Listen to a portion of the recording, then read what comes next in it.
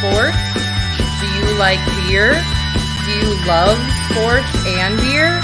Then you're exactly where you need to be. This is the Huebs, Views, and Brews show on 1252 Sports Chicago. Cheers.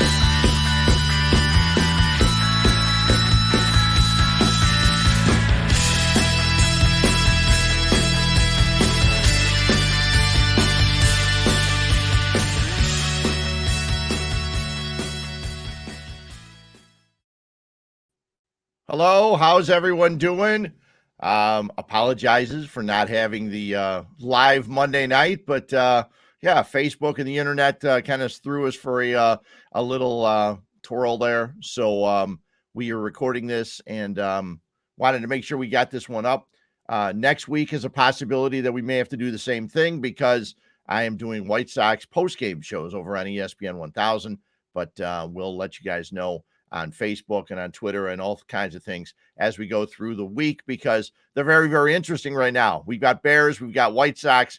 The regular season of baseball is over. The playoffs begin on Thursday for the White Sox in Houston, Thursday and Friday. We'll talk about that in just a second. Then we've got the Bears to talk about. The Bears get a win. Justin Fields plays very, very well. And we still have Matt Nagy saying that if he's healthy, Andy Dalton will be the quarterback. So we'll discuss all that and more. We also have a beer guest this week, Dave Hawley from the Beer Cellar in Glen, Ellyn, and also he has a second place in Geneva. We will talk with Dave. Very, very cool story about how he got started and how it was called the Beer Cellar. We'll discuss that when he joins us about a half hour from now after I get done rambling about the White Sox and the Chicago Bears. As you can see behind me, I've got the world champion chair Mike North had given me, and I got the Miller Lite sign you always see, and another White Sox sign, stuff all over the place in my basement here. So I wanted to spin the chair around a little bit more so you can see, because world champs for the White Sox, that would be nice. I'm not sure. I'm not confident right now.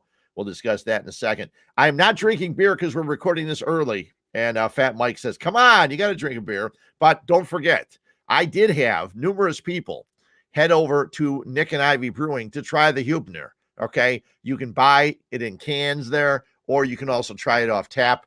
I had a couple guys I went to high school with, a couple other beer friends that traveled on down to Lockport to Nick and Ivy and checked it out, and they then posted some things on Facebook. They enjoyed it. I hope they were telling the truth. I'm sure they were, because it's a really good beer. I had one last night when I was watching Monday Night Football, and very, very tasty, along with my, I don't know what I had, Mediterranean chicken or something.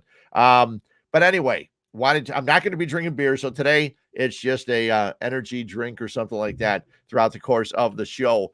But let's talk Bears first, okay? Because the Chicago Bears played a very, very good game against a very, very bad team. The Detroit Lions marched 3 times, their first 3 possessions, inside the Bears' 10-yard line and came away with no points. That's right, no points. They had a fumbled snap.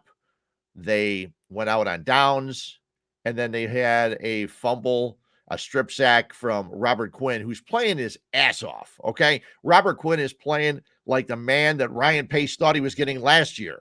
And in the post-game press conference, Robert Quinn said he had a lot of other things going on last year. He didn't want to get into it. He hoped the media would appreciate it and not keep asking him about it.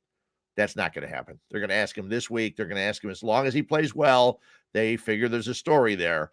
We'll see if Robert Quinn lets it go, but I don't care. I don't want to hear from Robert Quinn except on the field. And he's playing like a monster. He's getting in the backfield. He's getting to running backs. He's getting to the quarterback. He strip sacks Jared Goff. But again, I will digress. I do this a lot when I'm talking Bears and Bears football.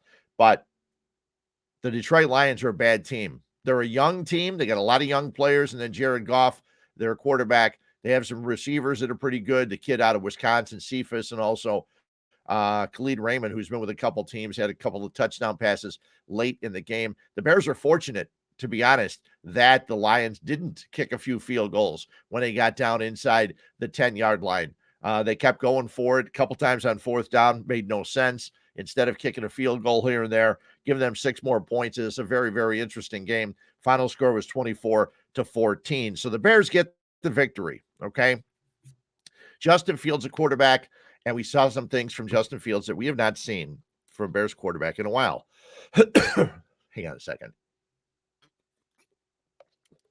So what we saw from Justin Fields is dropping back, play action passes, and letting it go. He had 5 passes of 20 yards or more, okay? He also had 5 of these, I think, were all more than their plus 10 yards in air yards. So it wasn't like a little 5-yard pass and the guy went 40 yards. He had a 21-yarder to Mooney. He had a tremendous 64-yarder to Mooney as they went downfield and scored. 30 yards to A-Rob, 32 to Mooney, and 27 to A-Rob again. A little tickle in my throat. So it was nice to see from Justin Fields because we don't see that. Andy Dalton, Mitch Trubisky, you don't see them sitting in the pocket, throwing the ball and going deep, and they were able to do it. And how about Darnell Mooney? Mooney made a tremendous catch on the first one, the 21-yarder, because it was actually not a great throw, but Mooney made an awesome catch. And we're getting to see the receiver that we thought Darnell Mooney was. We weren't so sure. A lot of people said, well, maybe Mooney's the number one. I was talking to him on the post-game show after the game on ESPN 1000. And I don't think so, because now Mooney's got a name. They've got film on Mooney. They know what he can do. So now is the opportunity to throw to a tight end. That's right. They have tight ends. A lot of them. 4, I think, if not 5. They have Cole Kmet, who had 1 catch for 6 yards. Jimmy Graham, no catches. Jesse James, I still haven't seen him. There should be a wanted poster for Jesse James. That'd be great for the next home game. Have a wanted poster for Jesse James because you got him. He can catch the ball. He can block. The Bears are not using him. They also have J.P. Holtz. I think it's J.P. or P.J. J.P. Holtz. And he's a guy that can block, and he's done that for the Bears this year. But use the tight end. Fields was 11 for 17. 209 yards. He got sacked once. 1 interception on a ball that was tipped. He wasn't very concerned about that. They asked him about it after the game. He said it was a tip. There's nothing I could do. He could avoid it being tipped, but nobody went on there. So Mooney had 5 catches, 125 yards. A-Rob, 33 for 63. And Damian Williams, the new starting running back for the Bears, 2 catches, 15 yards. And it's good he can catch the ball out of the backfield because the Bears are going to be using Damian Williams because the news just came out Tuesday morning that David Montgomery's injury is a sprained knee. He's likely going to miss 4 to 5 weeks. So with him missing 4 to 5 weeks, get to know the name Khalil Herbert. They played him. He's a rookie. They used him quite a bit in the preseason. He will now be the backup to Damian Williams. We'll see. Hopefully that does not mean that Matt Nagy's going away from the run.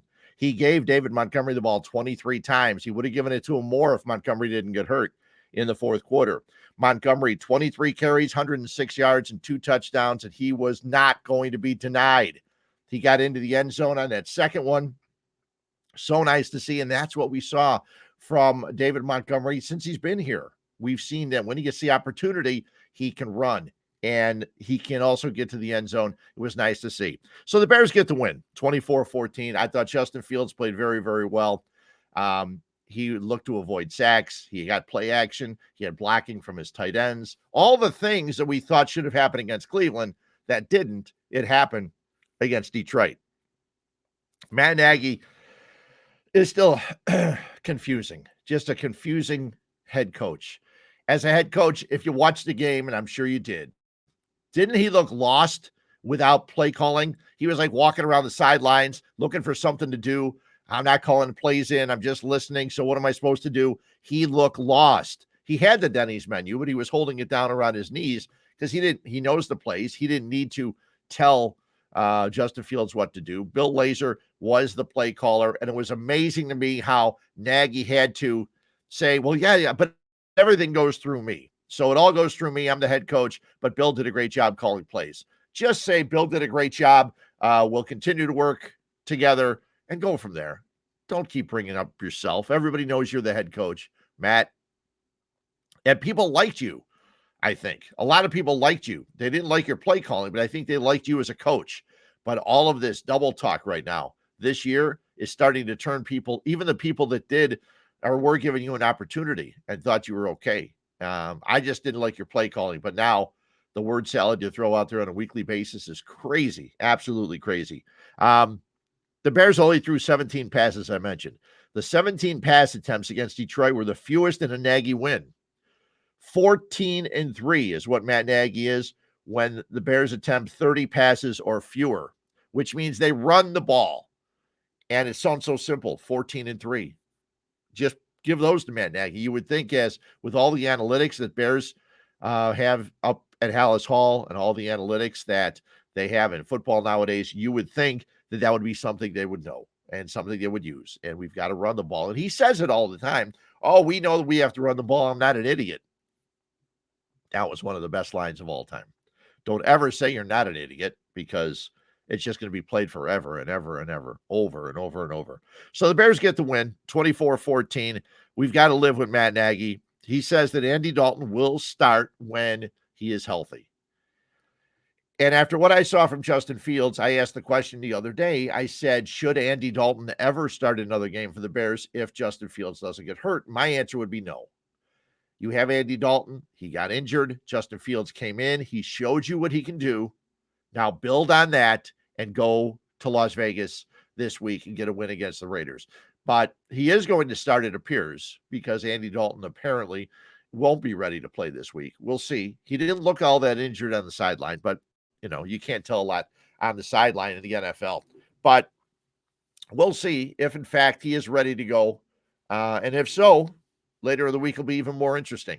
On the Fat Mike Show, you'll hear it. And with all the other shows we have on the weekends here on 1252 Sports. And don't forget, you can always check all of them out.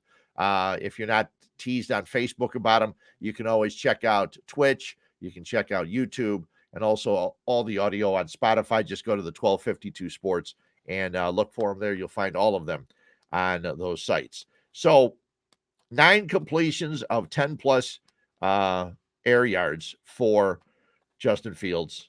Montgomery had 106 yards. So everything was working. People talked about the defense. And I love Bears defense, but I grew up in the age of the Super Bowl Bears defense, where they would go and the other team would go 3 and out, 3 and out, 3 and out, 3 and out. We don't see that with this defense. We see the other team march all the way downfield, and then the Bears stop them. And I say all the way downfield. They did it. Cleveland did it numerous times and were unable to score a couple times early. And then we saw Detroit move the ball and get inside the Bears 10 on the first 3 possessions and did not score. I cannot tell you that the Bears have a good defense. I saw somebody tweet. It was either, if they tweeted, it would be on Twitter or posted on Facebook. They said, is this a great defense? Not even close. Is this a great defense? The Bears defense, bend but don't break. I just think that's a different word for not very good. And I think that they can be good. They got to the quarterback a few times. They had 4 sacks. Mack, his 4th. Robert Quinn, who I mentioned earlier, his 5th sack of the season, or the 4th game of the season. Travis Gibson got some opportunities to play because Akeem Hicks got hurt with a groin injury early in the game. Gibson with his 1st sack of the year, and Roquan Smith came unblocked and just flew into the quarterback, nailed Jared Goff. So it was nice to see that, okay? But the running backs for Detroit ran the ball well. I think they had, I want to say 100 and some yards rushing. And you also had Jared Goff completing touchdown passes, 2 of them in the one in the third, one in the fourth quarter to Khalid Raymond, 1 for 4 yards, 1 for 25 yards. And the drives that Detroit had, 6 plays, 44 yards in 3 minutes and 22 seconds. And 8 plays, 75 yards, 353. Deion Bush loses his guy, and Raymond runs right past him and Alec Ogletree and scores a touchdown. There's miscommunication in the secondary. Eddie Jackson still doesn't tackle, but none of his missed tackles really came into play, I didn't think, this week. Kendall Vildor is still a work in progress, a second-year cornerback. And if you notice, they're not picking on Jalen Johnson all that much, which is a smart move, not picking on him. One guy I got to mention, I want to mention is that Allen Robinson had a nice game. He only had 3 targets, I think, and he caught all 3, 63 yards. But I heard someone say, boy, I think it was Aqib Talib who was doing the color commentary.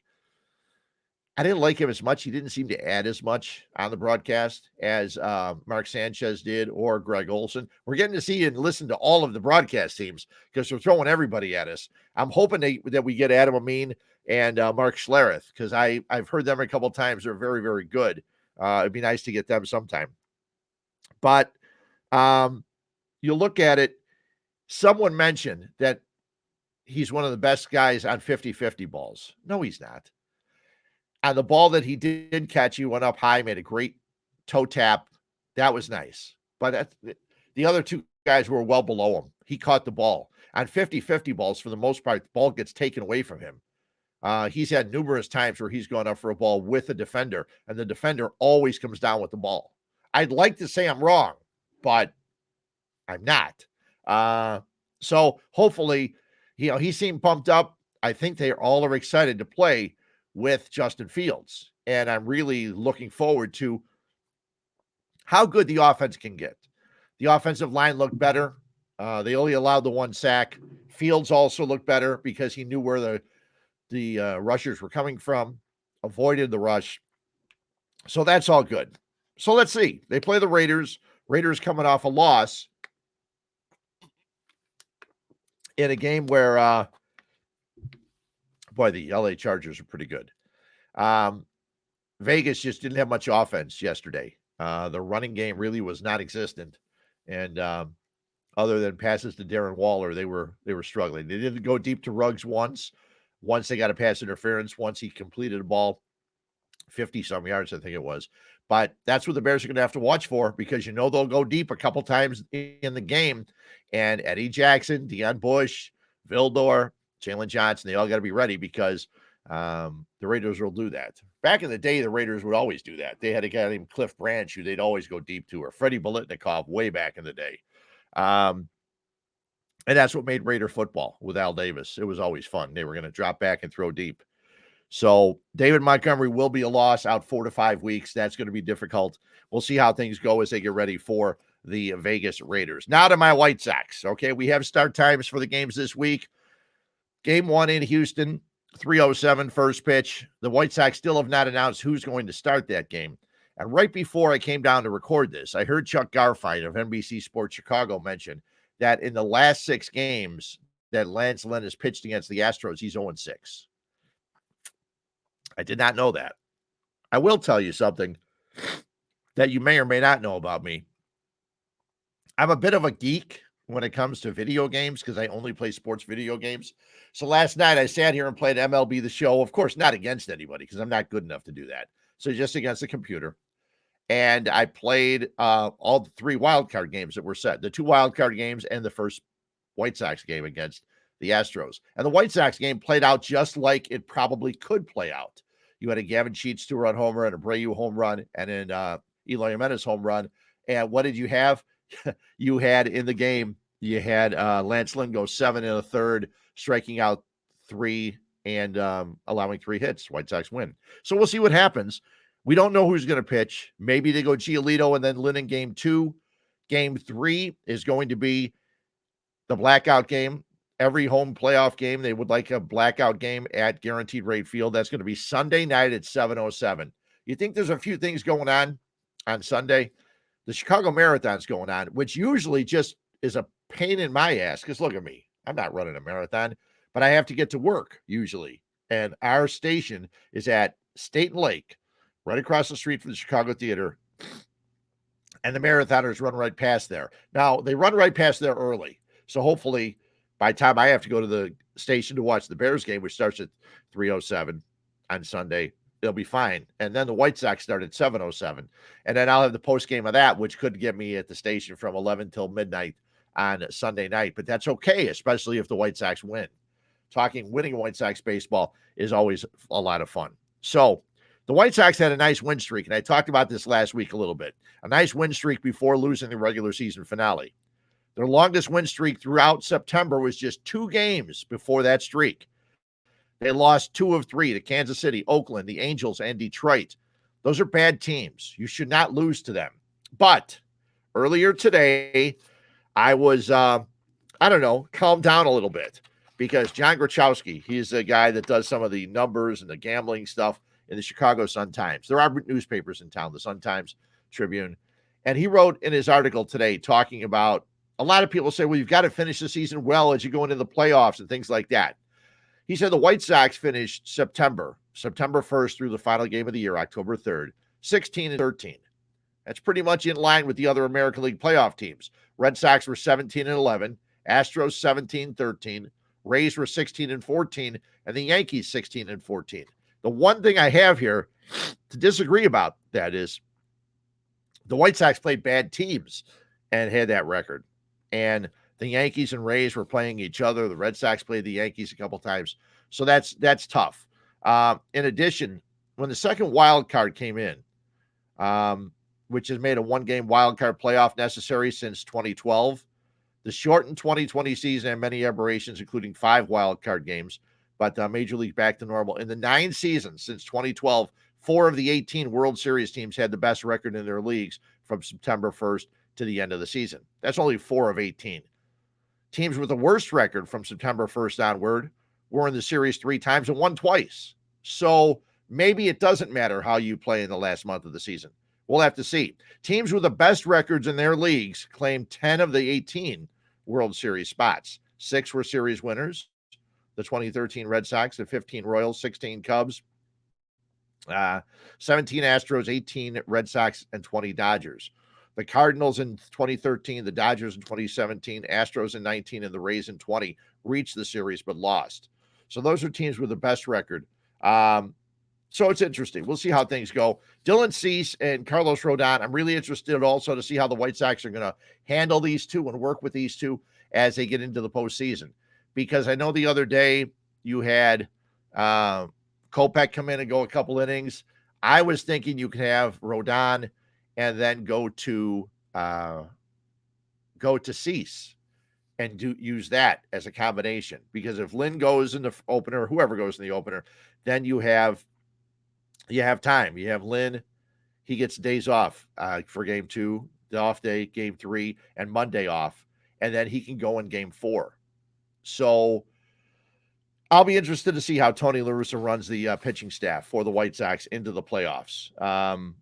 Lance McCullers not going to be easy. Valdez not going to be easy for the Astros. And they can hit. The White Sox do give up a lot of home runs. They do strike out a lot of people. The White Sox led the American League with 1,588 strikeouts, trailing only the Brewers in the National League and the Dodgers. Dylan Cease, 226 strikeouts, 7th in the majors, 2nd in the American League. And when you see that, the National League gets to face the other team's pitchers most of the time. So they're always going to have a few more strikeouts, you would think. Cease struck out 12.28 batters per 9. Carlos Rodon, who didn't have enough innings to qualify, struck out 12.55 batters. So Cease and Rodon pitching well. Now we know Rodon, his velocity was down in his last outings.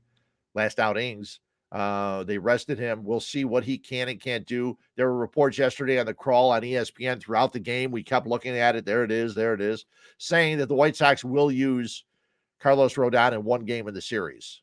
We'll see how exactly Tony La Russa and the White Sox are going to use him. Now, I did mention that you can go and get the Huebner beer at my guy, Nick and Ivy. So since we always like to play a spot here before we start talking beer, let's play one. We usually talk about Nick and Ivy. If you haven't been there, what are you waiting for? Downtown Lockport, fun time, Stagecoach next door, Lock and Mule across the street, lots of good things. But let's take a quick pause and we'll come back. We'll talk some more beer.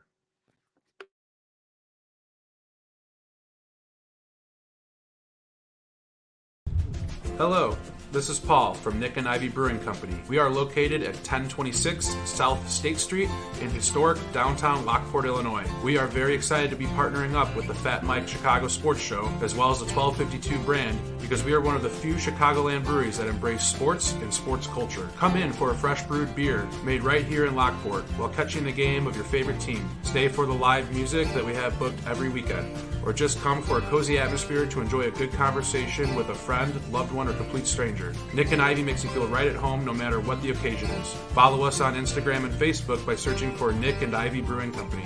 Visit our website for our up-to-date tap list or to go shopping on our online store at nickivybrewing.com. That's NIKIVY brewing.com. Come in today for fresh brewed beer born and raised in Lockport, Illinois. Oh, I was just looking at pictures from outside Nick and Ivy. And when we had the release of the Huebner a couple Saturdays ago, sitting outside, it was a gorgeous night. I remember being outside. I don't remember going in or anything that happened after that, really. But it was fun and kept drinking the Huebner. Very, very tasty. So if you get a chance, head on out to Nick and Ivy and pick up a 4-pack or sample them. And let me know. Let me know what you think. I've had a couple people, as I mentioned early in the show, couple of my friends, couple guys I know that are beer drinkers, they headed out there to try it, and they were very, very happy with picking them up. So, and Nick and Ivy's got a lot of great beers. They got the Fat Mike Lager. They're working on that. It's going to come back because Mike drank all of the first batch. Well, at least most of it. Speaking of drinking beer, this is called Huebs, Views, and Brews because I'm a big fan of craft beer. And there were stores in the city, Beer Miscuous, Beer Temple, places that had a lot of beers that you can run in and get from the Chicago area. But out in the burbs, there was nothing. And then a few years back, a store opened and I had a chance to go. So I wanted to get this guy on because he's the guy that actually started things in the Western burbs when it comes to this kind of stuff. We bring in Dave Hawley from the Beer Cellar. Dave, how are you today? Oh, I'm doing great, Fred. How about you, buddy? I'm doing wonderful. I had heard about your place, and you know this story, and I was actually going to grab one of the beers. I had heard about your place, and I had mentioned a couple of times I was coming out, put it on Twitter, put it on Facebook, and things like that. And the name, the Beer Cellar, I had never been there, so I had the address, and I'm walking in, and I'm going, this is like some kind of shop or something. There's all these there's ladies in there. I go, right. Oh. Here's the door going downstairs. So the Beer Cellar, when you open it up, was actually downstairs in a cellar, wasn't it? Yes, sir. It was a 600 square foot basement underneath a women's boutique. Yeah, it was. And you walk downstairs, and your deliveries were fun. I know that sure the delivery guys were very happy going down those few little stairs because every time I had come into your place, there was always a delivery guy making a stop because you had such an awesome selection. When you first decided to do this, first of all, what were you doing before this? I was selling business insurance. Okay. So I was a door salesman, selling mom and pop shops business owner policies. It's a little bit easier selling beer, isn't it? Yeah, they come to me now. I don't have to go to them. Yeah, so it's it makes it easier of a gig. Nice and easy. Yeah, but it was funny because I walked in and you were actually listening to ESPN 1000, and then I can't remember if you asked me if I was Fred or if I told you. We talked for, I don't know, probably half hour, 45 minutes, and you showed me around the whole place. How did you go about starting? I mean, when you decided to do something like this, how did you start this thing? So in 2010, I took like a beer trip with some buddies out to California, and we did the whole Pacific Coast Highway up and down, hitting great breweries like Stone, Firestone Walker. And then we hit up San Francisco and Toronado. It's like the best dive bar you'll ever go to. Okay. That was on our list to go to, but we were waiting for it to open. So we ended up going to this store called City Beer Store in San Francisco. We walked in, and it just blew my mind that they had a liquor store there that you could buy Pliny, all these other great California beers. But then to the right side, they had a bar. And I know I'll never forget the beers that I saw there. They had Deschutes, the Abyss. And at that time in Chicago, like that was a fabled beer, you know. We didn't have Deschutes distributing out here. So the fact that I could drink a Deschutes Abyss while shopping around, and then they had like a reserve bottle list with a bottle of Cantillon on there. So my buddies and I, that was our first Cantillon experience. That's a Lambic out of Belgium. So it just like blew my mind that you could do all three things in one store. Right. I think Fishman's was probably the only place doing that at the time. Because remember, Beer Temple at that time was only a bottle shop as well. Sure. And then maybe Beer Miscuous was doing the serving as well. So that kind of model didn't really exist out here. So I came back and wrote a business plan right away and just kind of waited. And luckily my insurance job laid me off and gave me some severance. I already had a business plan written. So we started on a severance check and whatever was left of the 401k. And here we are. We're about to celebrate 8 years, Fred. That's amazing. Yeah. Yeah. And they're all, I mean, when you first opened, you kind of had shelves that I've seen people have in their garages or their basements, and you had shelves lined up there, and you had the beers set up, and you had a great selection the first time I was there. And you'd been open a while when I first made it out there, and you had a cooler, I think, too. Did you not? We had with one cooler door, and then they made the big upgrade to a double cooler door. There you go. At one point, we had 3 full cooler doors. And I believe those coolers are still at Microphone today. Okay. And the other thing is, because the place you saw in California had the taps in the bar, you did not have that at your first location. But you did invite people in when you had rare beers and for pours of beer, didn't you? Yes. I would always bring stuff out of my personal cellar and sample people out.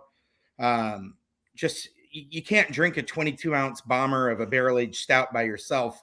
No. And feel good the next morning at work. So we used to sample that out, and the taps were always a dream, but I wanted to start small and make sure we did it right and built it up into the locations that we currently have. Well, and I remember the one day I came in there, I think it was the second time I was there, and you asked me if I had been to Dark Lord Days. And I mentioned to you that I was never able to go to those because they were always on Saturdays. And I was always working with Murph at the radio station in those days. So you walked into the back and you gave me one of the Dark Lord beers. That's what I was going to go bring out. And I forgot to bring it out here. I still have it. I haven't tried it. I haven't opened it yet. It's the only one I have. But it's funny because I had drank a couple of Bourbon County stouts recently. And one of them was a 2014 Proprietors. And it said on the bottle, ages well for 5 years after the date. I'm going, okay, well, we're 2021. We're 2 years later. It tasted as good as I remember it. My palate is not good enough to tell if it was a little off or that it was still tasty. And so I can't wait to try the Dark Lord Days when I finally do, which will probably be very soon. Not this morning, but very soon. So your decision to move, obviously it worked out pretty well where you were. Was it working well enough that you weren't concerned about moving, or how I would word this? You had to move in order to get the taps and the things you wanted. We had to move in order. I mean, I don't know if you remember, but we didn't have any signage on the street. It literally was a chalkboard sign. Yes. And that's just not conducive to making it. I worked with the landlord to see if we could do some stuff, but even if we built out the whole basement, it would have only been maybe 1,200 square feet in a weird design. Right. We ran into all sorts of emergency egress things. So that was when we decided to make the move to 488 Crescent Boulevard. So just 2 blocks from our original location. Right. And there's a little parking lot. And because during COVID and things like that, I know you've been able to set tables and some other things out there. Plus you have 9 taps, or do you have more than that? We're up to 12 at the Ellyn location now. Yeah. So obviously that's worked out well. When you first opened up there, obviously all the people you had before came, but it's also, even though it's just across the street, it's probably a lot of people in the area probably had no idea you had been there, had they? Right. Yeah. I mean, there was no sign for anybody on the train that was only 100 feet away from our front door, but there was no way for them to see. I mean, now we have a beautiful awning and people can see us from the train. You got a nice open LED sign, a nice half-acre LED sign. So, yeah. Yeah. No, it's very cool. And I know I've been there numerous times. And your decision, obviously things are going well because you then decided to open a second one. Yeah. And then and 3/4 of that baby's life have been in a pandemic. Yeah. So people always ask, do you regret it? I'm like, no, because it was the right move for the time. Sure. We just had no idea what was coming 6 months after opening. Yeah. Yeah.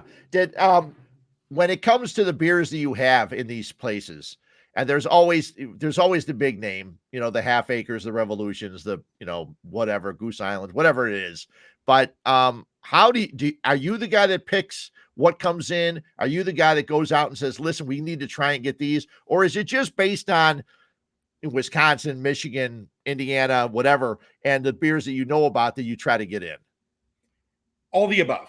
Okay. So look, I could break that down a little bit better. So at our Glen Ellyn store, I have Ben, who's in charge of buying our beer. And then in Geneva, I have Alex. So I work with them on a daily basis, but they're the ones in 2021 bringing in the beers. Okay. I did all the legwork for the last 7 years, and they're doing a really good job. Like, they'll go out to local breweries and try the different beers and know what tastes great. And that's what we're going to bring in. Obviously, we're limited to whatever distribution. Sure. Wow. But yeah, I mean, all of us travel. So anytime we're in a new city, we'll try new beers. If it's something we can get in from X brewery, we'll bring it in. But yeah, their job is basically like cut the crap from the good, like yeah. We only have so much shelf space. And if you don't see a brewery on our shelf, I mean, there's probably a good reason. How is how do you figure out what goes on tap, or how do they figure out? Is it something that's new, something that people have asked about, something that has always worked? How do you work that out? They lead with freshness. So our entire thing was the big box stores were buying, a pallet of beer and letting it sell out over the course of 2-3 months. That's not how we did business. Of course, in a 600 square foot store, I had to say, okay, we're going to take 2 cases of this beer. Sure. But by having to order 2 cases every week, you were able to bring in the freshest beer possible. So that's what my beer buyers lead with their draft selections is, all right, what's fresh in the market? Okay, then what's new? They look for style holes. Like, do we have a wheat beer on? Do we have a sour beer on? Do we have a stout? So that's kind of then they have like a system that they use to decide what they're going to put on. Okay, you used the word, and I was going to mention this when I first brought you on, but on your website, you mentioned first store and tap room dedicated to selling fresh local craft beer in the western suburbs. So fresh is a huge thing for you, right? Absolutely. Yeah. I mean, you just mentioned your Bourbon County that was 7 or 8 years old. Right. Yeah, I mean, those beers are obviously intended to age. Sure. But go try a 6 to 8 month old IPA that you can get at the grocery store, and it's trash. Yeah. It's bitter. It tastes like cardboard. It's nasty. So our whole thing is let's get them in good code dates and make sure that you're drinking the beer that the brewer's brewed for you. That's my problem. I've had people tell me, because sometimes if I buy a 4-pack of something, a Hop Butcher, something, and Hop Butchers, when they come out, and I know you understand this, it's probably at your place too. When Hop Butchers come out, there's a waiting. People are in line. They can't wait to get there. But I'll buy 4 and I'll drink 2 right away. And I always have 1 or 2 in the other fridge. And every once in a while, I'll find one and I'll drink it. And someone says, I can't believe you waited that long. I even talked to the guys from Hop Butcher. They said, well, you should try to drink them quick. I said, but then I'm not able to buy as many. I said, if I can only, if I have to drink them right away, it's tough. It makes it very difficult. Yep. That's why you got to pick and choose the right way. Yeah, I know. And that makes it, all those kind of things, very difficult. Since you've opened up, I think that Open Bottle was in Tinley or Orland at around the same. Yeah, they were. But they were open before you or just after you? So it was funny because Beer Temple opened 1 year, almost to the day before me. Okay. And then Open Bottle opened 1 year after me. Okay. And then right. There's so many of them now. And do you see it just continuing to grow the way it is? Because it makes sense. I mean, the places I go, I know, the guy, because I'm in Downers Grove, I go to Orange and Brew, and there's others I have not been to. And I know there's another one opening up in Clarendon Hills that's going to have other things too. But do you see as this is the way it makes sense to do it this way? Obviously, it does make sense because you opened another one in Geneva. But you have to watch size wise too, right? Because you got to make sure that you're going to get enough people. You don't want your space to be too big, too much rent. Yeah, but you do need storage, right? Storage is a difficult thing. Yeah, we at our Geneva store we have I believe our size is like 2,800 square feet. Okay. It's more than double our Glen Ellyn store. But they have a full basement that we can utilize for storage. So, we'll buy lambic and lay it down there. And, hopefully 20 years from now, you can come in and drink a birth year beer Sure. at our bar. And in Glen Ellyn, during the pandemic, unfortunately, our next door neighbors had to close the doors. And when we didn't really have any reserves or anything, but we bit the bullet and took over the space next door. Okay. And they had a back room, and that's allowing us to have a back stock room in Glen Ellyn now. Yeah, I know that some of the places, breweries included, they love their location, but sometimes location limits your space. That's why so many brewery types open in industrial parks, because you get bigger space. It's easier to do it that way. So it's kind of a tough decision. Do I want location, which is great for us because more people see us, but we're going to get bigger and then we're not going to have enough room. So I guess that's always a good problem to have, right? Right. And because we're not a big box store, I've built the business on how to not have a ton of backstock.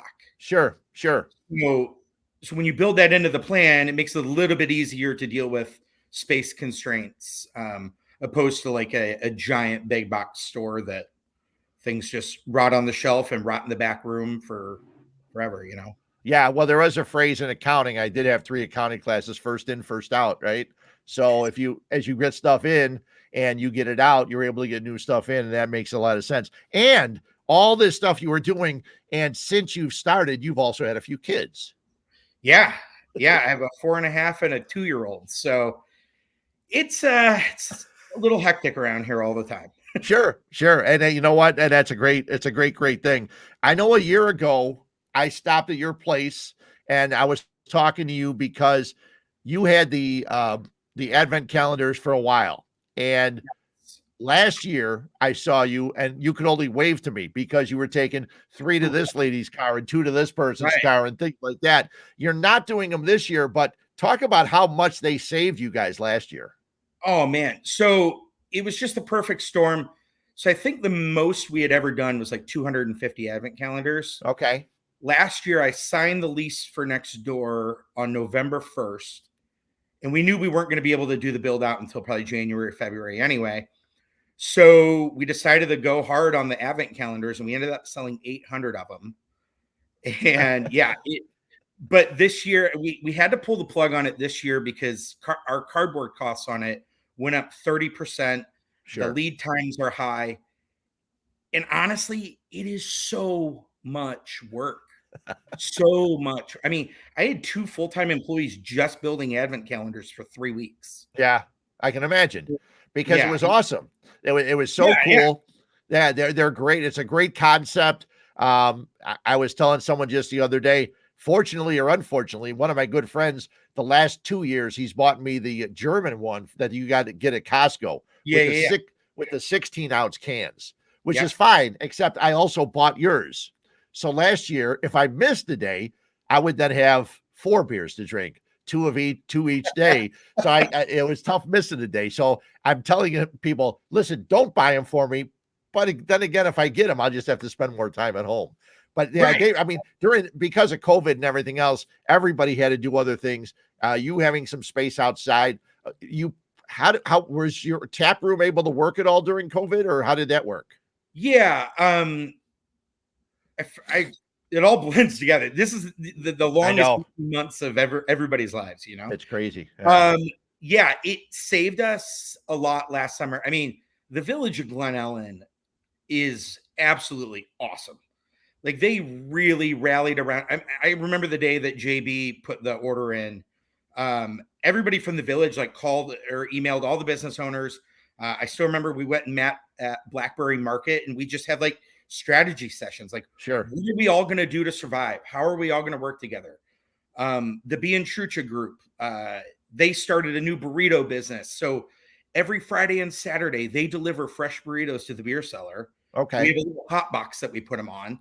So now we're a restaurant. So you have all these businesses working together to figure out how to survive. And then Glen Ellyn saying, hey, turn your parking lot into a patio. Right. Do whatever you can do to save yourself. So that's been awesome. Just the communication between strangers or once competitors, based on trying to get that drinking crowd. We're all working together and trying to figure out how to survive. That's actually one of the, I don't know, I guess you'd say one of the good things that has Right. happened, because in every other place I've gone to and all the people I deal with that have talked about the breweries and everything else here on the show, they all talk about how the communities have been so, that is so helpful to them, especially over the last couple of years, but they then all work together and, charitable things and having, their space available for charitable things and stuff like that. It's actually, it might have been more difficult if this didn't pop up. So I guess you got to take some of the good with all the bad we've had. Exactly. You got to find that silver lining in anything. Yeah, that'd be nice. Anything else you got coming up soon, or anything else going on? I know it's always busy around this time of year. We're getting ready for the holidays and things like that. Yeah, so we do. We don't carry Goose Island once they got bought by Sure. AB InBev. I realized that as soon as I said it, but anyway, don't worry about it. I did sell it. Remember, I know for the first year. Sure. I love Goose Island. I have nothing wrong with them. I just choose. We want to do business with small independent stores or family run empires, I guess. Sure. Okay with you. So when we got rid of Goose Island, we needed a barrel-aged stout or a stout to fill that void. So we partnered with Transient. I think this will be our 6th or 7th year doing Neckbeard Nectar. So on Black Friday, we throw a huge festival. We shut down the parking lot, which I guess it used to be a big deal to shut down the parking lot. Now it's just a normal Friday. Sure. But I don't know the variants yet. He was pulling barrel samples this week for us to decide what we're going to do. But I believe we will have 4 variants again, 3 barrel aged, 1 non-barrel aged. I know we got 302 burgers from Wheaton coming out to serve burgers. Okay. I know we're working on trying to get a Santa Claus in for the kids in the morning. When we talk about community, and you brought up like everybody banding together, like, we just want to throw a cool, fun party for our town. Sure. And give them a place to just enjoy being with their neighbors and drink some good beer and celebrate making it through another year of this bullshit, Yeah, there's no doubt. I as we let you go, there was a time where you, me, Adam Abdallah from ESPN 1000, we got into Phobab early. This has to be 4 or 5 years ago. That was the night it had a snowstorm, right? I think so. We got in there at 5:30, and at 6:30, you and Abdallah were gone. I don't know what you. That was like one of the most fun days I had just watching you guys. I don't know if you wanted to hit all the high alcohol ones first. Yes. But yeah. And that was one of the most fun. Now I know this year they're changing it a little bit. They're going to have it at the UIC Pavilion, some inside, some outside, and things like that. But for people that hadn't been to the one that was at the Forum or the UIC Forum, that was like one of the more amazing festivals and things. I know that, Beer Under Glass was nice. Right. But I don't think anything topped Phobab. Phobab, it's such a unique festival. Yeah. The Illinois Craft Brewers Guild just does a phenomenal job on it. I mean, like, it's kind of the beer world's Oscars because sure, I mean, you have GABF and all that, but like barrel-aged beer is the sexy, fun thing. And to be able to host that here locally is so cool because you see the star-studded names from across the country. They want their beer entered in this contest because it actually matters. Yeah. Oh, it's awesome. And it's a lot of fun. And every time I think about it and say, I've been to a few, and I say, but can I really miss one? So we'll have to wait and see. That's a decision I'll have to make soon. Dave, I appreciate you getting on. I appreciate you understanding all of our technical problems yesterday. Hey, we roll with the punches, man. We roll with the punches. Yeah, well, we've got no choice at this point. So thanks a lot. I'll come out and see you guys soon. I haven't seen the Geneva store. I was actually out in St. Charles a week or so ago, so I got to check that out also. And let me know, and I'll meet you out there for a beer. Sounds great. Thanks a lot for jumping on in. Thank you. Cheers. Okay. Dave Hawley from the Beer Cellar. He's got one in Glen, Ellyn, one in Geneva. All kinds of fun. He's done a great job. And like I said, I was there last year on the Beer Advent calendar pickup, and it was he just waved to me as he was carrying out 3 advent calendars here and 2 here and 4 here. And the number they had last year was amazing. If you've never had one, they're a lot of fun. Every day you open it up, another beer. Like when you're a kid, you get a piece of chocolate. Here you get a nice beer from the Chicago area. I know that, I think I mentioned it last week on the podcast, that Lodi Tap House, I think it's called, is doing one from the Illinois craft beer people. And so to go to LodiTapHouse.com, there are 20 breweries and stores in the area that will be distributing them. And check it out there, and you can see and get a taste of some of the locals, maybe some of the that you can't get to. Here in the burbs, I go to a lot of the breweries in the area, Black Horizon and Imperial Oak and Nick and Ivy and things like that. I don't go into the city as much. So if I get a Maplewood or a Dovetail or a Beguile or something like that, something I haven't tried, that makes the whole thing well worth it. So hopefully it does too for you guys too. I got something off my can today. So we come back, we'll do what's up Fred's can.